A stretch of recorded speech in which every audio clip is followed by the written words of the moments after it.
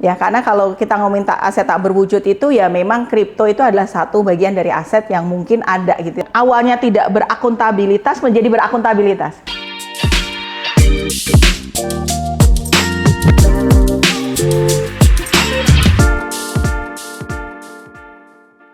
Halo Sobat Interest, selamat datang di podcast Voice of Treasury, di mana kita akan berbincang seputar keuangan dan perbendaharaan negara. Bersama saya Dimas Tadewo, dan kali ini kita akan membahas kembali tentang standar akuntansi pemerintah. Namun kali ini ada yang berbeda karena di tengah-tengah kita telah hadir dari akademisi. Ada Ibu Dwi Martani, pakar akuntansi pemerintahan dari Departemen Akuntansi Fakultas Ekonomi dan Bisnis Universitas Indonesia. Selamat datang Bu Dwi. Selamat datang Mas Dimas, terima kasih undangannya. Ya. Sehat Ibu? Alhamdulillah sehat. Alhamdulillah. Bu Dwi, biasanya kalau saya pribadi Bu, itu berdiskusi tentang standar akuntansi pemerintah, tentang LKPP itu dengan rekan-rekan di internal Kementerian Keuangan saja. Jadi ini akan menjadi insight baru bagi kami, sudut pandang yang baru bagi kami. Nah, menurut Bu Dwi sendiri, kalau terkait dengan laporan keuangan pemerintah pusat Indonesia saat ini, kondisinya seperti apa Bu? Apakah sudah baik atau masih ada yang perlu diperbaiki Bu? Kalau dikatakan sudah baik, saya katakan sudah baik, tapi baik itu bukan berarti sudah selesai. Jadi kita butuh selalu peningkatan. Jadi berdasarkan survei, kita sudah termasuk negara yang telah menyusun laporan keuangan dengan menggunakan basis accrual, which is ini sebenarnya sudah menjadi basis yang berterima secara internasional. Tetapi kalau kita lihat dari sisi kelengkapan standar yang kita miliki dibandingkan dengan apa yang ada di praktik internasional, kita masih mencatat masih ada beberapa standar yang memang belum kita lengkapi. Jadi itu menjadi PR buat kita semuanya ke depannya nanti bagaimana kita meningkatkan kualitas pelaporan keuangan kita ini dengan melengkapi standar akuntansi pemerintahan itu sendiri. Kemudian yang kedua adalah juga kita juga bisa membuat supaya penerapannya itu jauh lebih konsisten. Nah, itu yang mungkin menjadi tantangan ke depannya. Kalau dari sisi kebutuhan akuntabilitas fiskal yang semakin kompleks, contohnya aset tak berwujud ya Bu ya.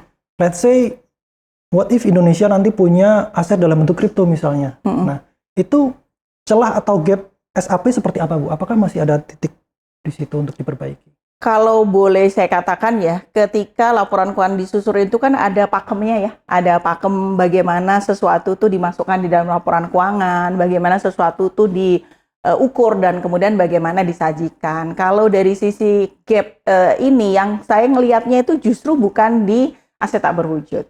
Ya, karena kalau kita ngomongin aset tak berwujud itu ya memang kripto itu adalah satu bagian dari aset yang mungkin ada gitu ya. Tapi itu kan tidak dalam pengendalian pemerintah.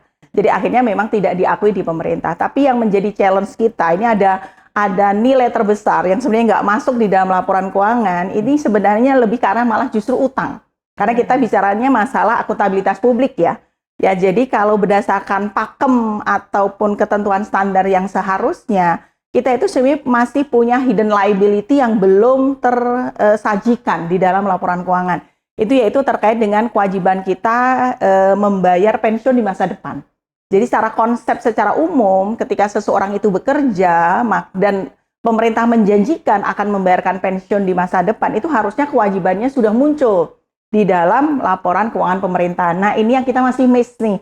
Ya, jadi artinya walaupun beberapa waktu lalu sempat itu diungkapkan tetapi di dalam penyajian laporan keuangan itu belum kelihatan. Nah ini yang menurut saya ini nilai terbesar lah kira-kira. Kalau toh misalnya ada standar-standar lain, itu nilainya tidak sebesar nilai kewajiban manfaat pensiun. Ya misalnya contoh misalnya terkait dengan instrumen keuangan ada, tapi itu hanya lebih ke arah perbedaan pengukuran saja gitu ya. Dan itu impact-nya atau implikasinya itu tidak besar sekali. Kira-kira seperti itu. Baik, kalau dari sisi pelaksanaan implementasi SAP, saat ini sudah sampai di level satuan kerja Bu, sudah diimplementasikan. Nah, bagaimana kemudian Ibu melihat ini? Apakah implementasi ini sudah betul-betul dilakukan atau masih, mohon maaf, pada proses formalitas pelaporan saja, Bu? Jadi kalau kita lihat dari sisi implikasinya, sebenarnya standar akuntansi ini kan digunakan untuk menyusun laporan keuangan. Hanya saja memang satuan pada saat kita menyusun laporan keuangan ini memang lebih kita tekankan pada entitas pelaporan. Jadi untuk entitas akuntansi dan entitas akuntansi yang sebenarnya juga sudah menyusun dan juga mempresentasikan, itu barulah kementerian lembaga. Tapi di unit yang lebih kecil, di level satuan kerja, itu memang akuntansi sudah diterapkan, tetapi belum bisa memberikan gambaran utuh terkait dengan satuan kerja tersebut. Ya, jadi misalnya contoh nanti misalnya ketika kita ngomongin dalam satu satuan yang lebih kecil misalnya, mungkin terkait dengan pendapatan, terkait dengan beban, terkait dengan asetnya mungkin sudah terrefleksi dengan jelas. Tetapi mereka belum menggambarkan kinerja entitas itu secara satu kesatuan. Karena misalnya contoh kita ini belum mengakuntansikan dengan baik terkait dengan transfer ya. Transfer antara misalnya kementerian lembaganya ke satker di bawahnya atau justru dari pemerintah pusat ke kementerian lembaga. Nah, di sini kita belum mengatur ketentuan mengenai bagaimana transfer pendapatan antar lembaga ini yang kemudian diakuntansikan. Dan menurut saya ini nggak salah juga. Kenapa? Karena kita ini kan memang mengenal sentralisasi ya dalam keuangan negara, sehingga memang itu tidak dibutuhkan gitu ya. Artinya kita bisa membacanya ya dia sebagai pendapatan, dia sebagai belanja gitu ya.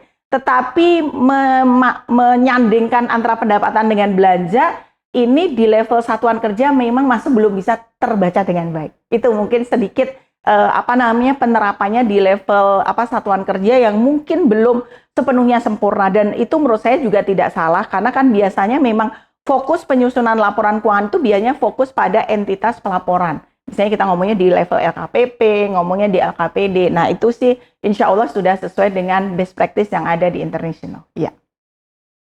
Kalau untuk pengelola keuangan negara, ini kan dikelola oleh manusia ya Bu ya, SDM. Betul. Dan SDM ini selalu beregenerasi. Siap. Ada nanti yang pensiun dan sebagainya, ada yang menggantikan. Nah, bagaimana kemudian peran perguruan tinggi dalam mempersiapkan regenerasi SDM ini untuk punya kompetensi di bidang akuntansi atau ya pengelolaan keuangan negara, Bu? Oke, baik. Jadi tadi saya katakan bahwa standar akuntansi itu kan berbicara terkait dengan bagaimana kita menyusun laporan keuangan. Dan ketika kita menyusun laporan keuangan itu kan nggak manual ya. Kita semua lakukan itu set up ke dalam sistem. Nah, dan ketika sesuatu itu sudah kita set up dalam sistem, maka dia akan berlaku. Apa yang ada di dalam sistem itu. Dia hanya akan berubah kalau pertama, ada bisnis proses yang berubah. Ada kegiatan baru yang berubah. Sehingga kita harus masukkan lagi nih, sistemnya mesti diupdate nih, karena ada praktek yang baru. Yang kedua, misalnya kalau ada standar baru, oke, ini standarnya baru, sehingga sistemnya harus dirubah. Nah, ketika itu sudah dilakukan, sebenarnya day by day, akuntansi itu akan berjalan dengan sistem. Nah, jadi tadi terkait dengan bagaimana kebutuhan SDM akuntansi tentu ya, artinya sebagai operator sistem, yes, dan sebagai satu pihak yang kemudian nanti akan mengantisipasi ketika terjadi perubahan proses bisnis, ketika terjadi perubahan standar akuntansi, mereka harus mengantisipasi perubahan itu sehingga mereka bisa paham bagaimana kemudian praktek akuntansinya. Kemudian yang challenge yang ketiga, ini yang menurut saya penting adalah bagaimana membaca. Ini masih menjadi PR besar buat laporan keuangan pemerintah pusat. Kita sudah canggih menyusunnya, tetapi bagaimana memaknai angka-angka itu untuk kemudian bisa dikomunikasikan ke dalam publik dan akhirnya ini bisa dipakai untuk pengambilan keputusan. Ini menjadi challenge. Ketika kita misalnya punya informasi, oke, pemerintah itu punya persediaannya tuh kok gede banget. Kalau persediaan gede banget, mungkin kita bisa ngerem dong. Mestinya tahun depan belanja barangnya nggak usah terlalu besar karena kita masih punya persediaan. Nah, masalah bagaimana menggunakan informasi dalam laporan keuangan itu untuk pelaksanaan kegiatan pada periode berikutnya ataupun juga tahun berjalan, menurut saya ini masih menjadi challenge, masih menjadi tantangan lah ya. Tadi kan di situ berarti ada sentuhan manusianya ya Bu ya? Oh iya pasti. Nah, bagaimana kemudian itu apakah sudah masuk dalam kurikulum yang ada saat ini, Bu? Oke, baik. Kalau saya kebetulan di kampus juga ngajar mata kuliah yang sama, jadi saya ngajar mata kuliah akuntansi sektor publik, which is itu 80% itu komponennya adalah bicara terkait dengan akuntansi pemerintahan. Jadi kalau di beberapa universitas besar sekarang ini sih dosen sudah cukup sudah cukup terupdate lah ya, dalam artian bahwa mereka tuh pengen bahwa apa yang diajarkan mahasiswa, yang diajarkan kepada mahasiswa di dalam kampus-kampus ini sebenarnya juga relevan dengan apa yang ada di dalam praktek. Nah, cuma mungkin ini belum merata gitu ya. Mungkin kalau di uni-uni besar gitu ya, mungkin mereka masalah gap-nya ini nggak terlalu besar, tapi mungkin di beberapa uni yang mungkin agak remote dan seterusnya, nah ini masih ada beberapa ketertinggalan. Jadi misalnya mereka masih mengajarkan ketentuan akuntansi yang menggunakan regulasi lama, padahal sebenarnya regulasinya udah baru. Mereka menggunakan konteks pelaporan keuangan dalam konteks pada saat di awal-awal nih laporan keuangan disusun, padahal sekarang sudah berbasis teknologi, sudah menggunakan transaksi dengan perbankannya sudah sangat masif, tapi ya akuntansinya kesannya jadi kayak jadul gitu ya, sehingga bisa terjadi pada saat teman-teman nanti terjun ke Kementerian Keuangan atau kementerian lain atau di pemerintah pusat maupun di pemerintah daerah, mereka kayak jadi terkaget-kaget, loh kok kayak gini beda dengan apa yang ada di praktek. Nah, ini yang menurut saya perlu dua-dua ya. Dua-dua tuh dalam artian mungkin di level pemerintah sendiri juga harus sering-sering hadir untuk memberikan sesuatu kepada universitas, selain dari universitasnya sendiri juga ngambil gitu ya. Jadi itu harusnya dua-dua. Dan saat ini kalau di akuntansi pemerintahan itu kita punya forum dosen akuntansi sektor publik ya, yang menurut saya juga sangat aktif gitu ya, sehingga setiap perkembangan yang ada, misalnya kayak standar-standar akuntansi baru, mereka pasti juga sudah paham. Nah, cuma tadi masalahnya, masalah updating ini ke dalam kurikulum itu pasti masih akan, ya namanya pendidikan kita itu kan dari Sabang sampai Merauke ya, jadi terkadang yang di sini sudah cukup bagus, tapi di daerah-daerah mungkin yang itu perlu update lagi. Itu kira-kira Mas. Ya. Tadi Ibu juga menyampaikan bahwa dengan SDM yang saat ini ada, sistem kan sudah berjalan ya Bu ya? Siap.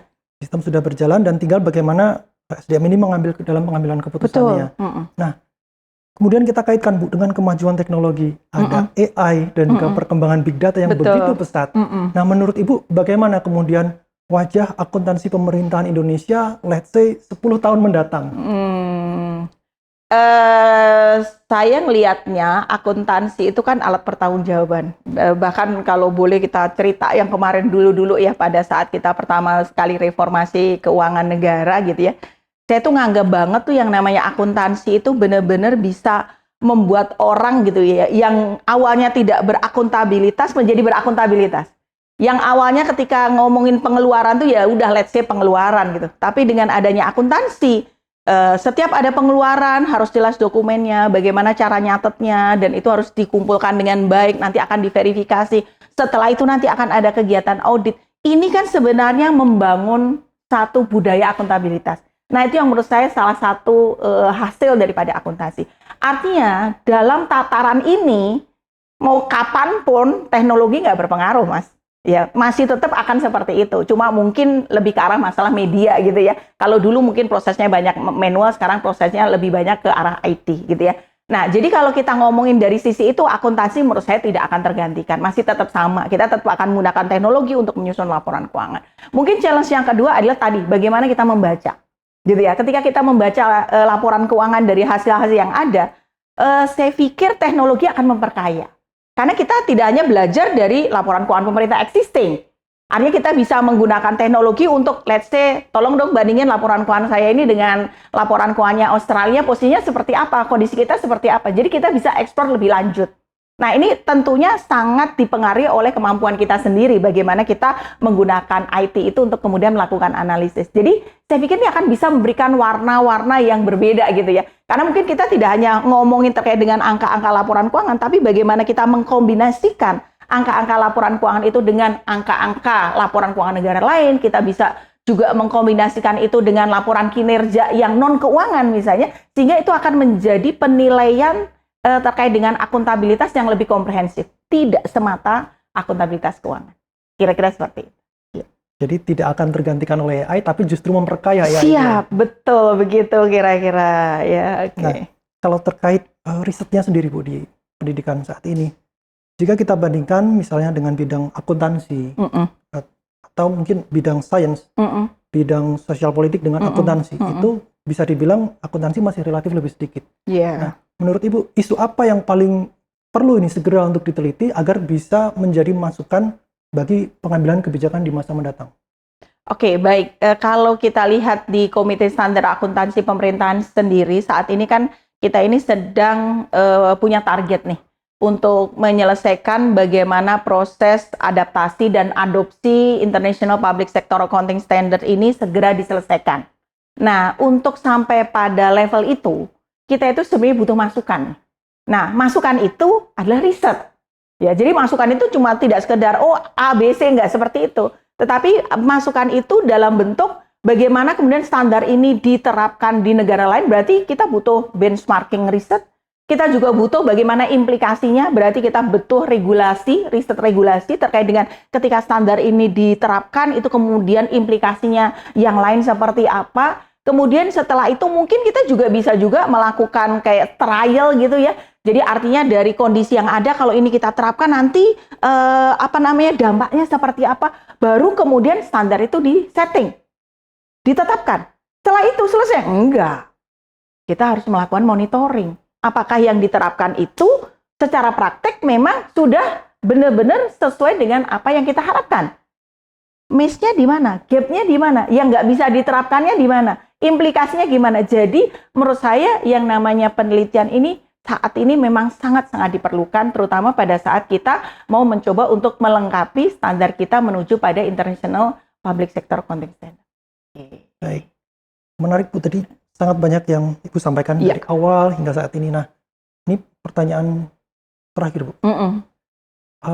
Masukan konkret, rekomendasi konkret untuk kita untuk memperkuat ekosistem akuntabilitas keuangan negara kita itu bisa dari banyak hal. Ibu bisa menyampaikan dari sisi regulasinya mungkin yang perlu diperbaiki, SDM-nya yang perlu diperbaiki, atau bahkan sistemnya. Silakan Bu. Oke, baik. Pertama mungkin yang menurut saya saat ini sebenarnya sudah cukup established ya. Artinya dari sisi sistem untuk mendukung bagaimana kemudian laporan keuangan pemerintah itu dihasilkan, baik daerah maupun pusat ini saat ini sudah cukup bagus. Dalam artian mereka sudah punya sistem, dan di daerah pun sekarang juga sudah mencoba untuk menggunakan sistem yang sama gitu ya antar daerah, sehingga menurut saya ini sangat dan cukup membantu. Nah, cuma saya memang berharap di sistem ini memang dibutuhkan tenaga-tenaga IT yang cukup handal, sehingga ketika terjadi perubahan regulasi, terjadi perubahan standar, itu dengan cepat bisa mengadopsi gitu ya. Jadi artinya, kan tadi saya katakan, ketika standar itu berubah, perubahan itu taruh dalam sistem, setelah itu sistem bekerja ya sudah gitu. Nanti kita nunggu lagi ada standar baru gitu ya. Jadi sistem itu menjadi satu hal yang penting ya. Kemudian yang kedua adalah dari sisi regulasi. Nah, saya kadang suka masih melihat memang terkait dengan regulasi pemerintah ini kan kita tahu ya, regulasi itu kan memang ada tataran hukumnya gitu ya. Nah, sementara akuntansi ini kan kadang lebih banyak main ke arah substansi nih. Nah, itu terkadang menjembatani antara legal sama substance ini seringkali menjadi masalah. Nah, ini yang menurut saya juga akan menjadi challenge nih buat teman-teman di hukum dari sisi artinya gini, bagaimana kita membuat regulasi akuntansi dan regulasi keuangan itu aman dari sisi hukum, tapi di sisi lain juga tidak menyalahi kaidah-kaidah substansi akuntansi, sehingga ini bisa menjadi jalan nih. Misalnya contoh ya, ini menjadi penting. Kemudian yang berikutnya ini masalah komunikasi publik. Ya, karena terkadang kalau kita ngomongin laporan keuangan kita, terus apa yang kemudian dicatat tadi di luar masalah imbalan pasca kerja itu sebenarnya angkanya nggak terlalu besar, nggak terlalu signifikan gitu ya. Jadi angka yang terbesar akan masuk ke dalam laporan keuangan itu adalah tadi saya sebut sebagai kewajiban imbalan pasti. Pada sebenarnya itu kan sebenarnya cuma cara nyatetnya akuntansi. Itu kan sebenarnya cuma cara menyajikannya secara akuntansi. Tapi sebenarnya secara substansi, ya prakteknya ya sebenarnya sama aja. Dari dulu pemerintah punya komitmen untuk membayar pensiun, komitmen itu nggak pernah berubah, gitu ya. Cuma karena sekarang standar akuntansinya berubah, kemudian utang itu muncul di dalam laporan keuangan. Ini kan terkadang cuma butuh komunikasi publik untuk memahamkan, akuntansi itu kayak gini loh. Jadi kita itu sebenarnya tidak ada komitmen baru yang kita bangun. Hanya saja kita sekarang menjadikan akuntansi kita itu lebih proper, lebih sesuai dengan kaidah internasional, sehingga ini loh wajahnya seperti ini. Nah, ini kan butuh komunikasi publik. Kita butuh para akuntan itu bersuara untuk kemudian menjelaskan, ini loh akuntansi itu kayak gini gitu lah. Ini bukan sesuatu yang baru, bukan gitu ya. Nah, yang berikutnya, memang saya nggak tahu ya, mungkin karena termasuk juga saya pribadi ya, akuntan ini banyakan pendiam sih Mas memang ya. Padahal sebenarnya akuntan itu menurut saya juga perlu speak up ya. Kalau saya selalu katakan, kalau wartawan itu kan biasanya dia dapat nyari info gitu ya dari info yang ada terus kemudian di-share ke orang lain. Nah, akuntan itu kan sama, dia ngumpulkan data-data akuntansi, data-data keuangan, setelah itu dibangunlah menjadi sebuah report. Tapi setelah itu let's say selesai gitu ya, nggak terlalu banyak loh akuntan yang kemudian mau bersuara untuk kemudian membacakan ke masyarakat, ini loh laporan keuangan tuh kayak gini loh, kita tuh punya aset tetap seperti ini, kalau aset tetap kita semakin menurun tuh maknanya apa, kalau kita punya persediaan ini persediaannya besar, itu maknanya apa, itu jarang yang kemudian membahasnya ini di area-area publik, even pada saat setelah laporan keuangan terbit.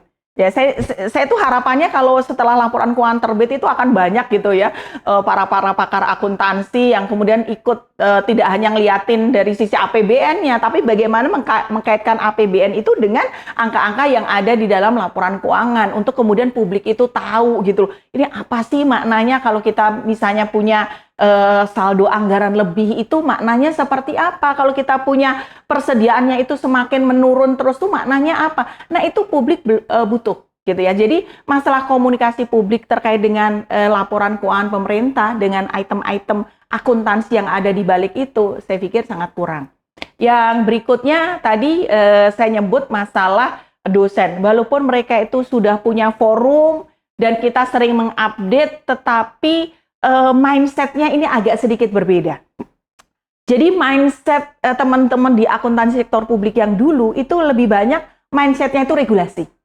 Nah, pada penyusunan laporan keuangan kita ini sekarang sudah mendasarkan pada standar akuntansi yang berterima umum secara internasional. Kita akan banyak mengadopsi standar-standar yang berbasis dari International Public Sector Accounting Standard. Nah, ketika standar akuntansi pemerintah itu akan bergeser ke Public Sector Accounting Standard, itu sebenarnya ya setara sebenarnya dengan standar-standar yang juga berlaku di korporasi. Nah, ini ada gap di sini. Karena kebanyakan praktisi yang dosen yang banyak di akuntansi pemerintahan ini, kemampuan di standar akuntansi keuangannya itu agak kurang kuat. Nah, sehingga ini menjadi challenge nih ya buat teman-teman yang dosen-dosen yang di akuntansi pemerintahan untuk mereka memperkuat kemampuan mereka di akuntansi keuangan. Karena di dalam konteks saat ini sebenarnya praktek akuntansi di korporasi di pemerintah itu sebenarnya sama. Kayak Anda aja nyusun laporan keuangannya Telkom sama bank gitu ya. Sama-sama sebenarnya akuntansinya, bedanya cuma bisnis prosesnya aja yang berbeda gitu ya. Nah, ini kedepannya akan seperti itu.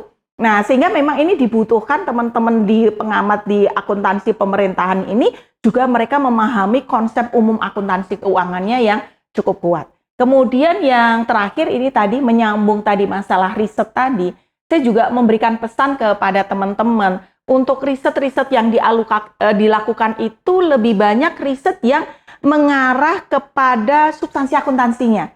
Jadi lebih ke arah bagaimana kita mengamati angka-angka yang ada itu apakah sudah sesuai dengan standar, bagaimana kualitas angka-angka tersebut, bagaimana kita bandingkan antara angka yang satu dengan angka yang lain. Nah, lebih ke arah substansi. Ya, karena saat ini memang sudah ada beberapa riset yang terkait dengan akuntansi pemerintahan, tapi kebanyakan risetnya itu lebih mengarah kepada persepsi. Jadi tidak benar-benar riset yang melihat angka-angka yang ada. Nah, itu mungkin lebih bisa mengkombinasikan ya antara riset-riset yang lebih banyak berbasis persepsi gitu ya dengan riset-riset aktual untuk benar-benar melihat bagaimana kualitas laporan keuangan gitu. Itu mungkin dari Ibu. Terima kasih. Baik, terima kasih banyak Bu. Terima kasih. Kalau saya terbelah menjadi dua Bu. Bagaimana saya melihat LKPP dari sisi pemerintahan dan sekarang mendapatkan insight dari sisi akademisi. Apa saja yang perlu diperbaiki, apa saja yang kemudian sudah bagus perlu kita tingkatkan, pengelolaan SDM dan bagaimana kaitannya dengan teknologi. Siap. Baik. Bu Dwi, terima kasih banyak atas waktu dan kesempatannya. Mudah-mudahan nanti semakin baik dalam mengelola calon akuntan-akuntan pemerintahan yang baik. Terima kasih sekali Mas Dimas. Dan terima kasih juga untuk Sobat Interest yang telah menyaksikan Voice of Treasury. Sampai jumpa di episode selanjutnya dan sampai jumpa. Terima kasih banyak Ibu. Terima kasih.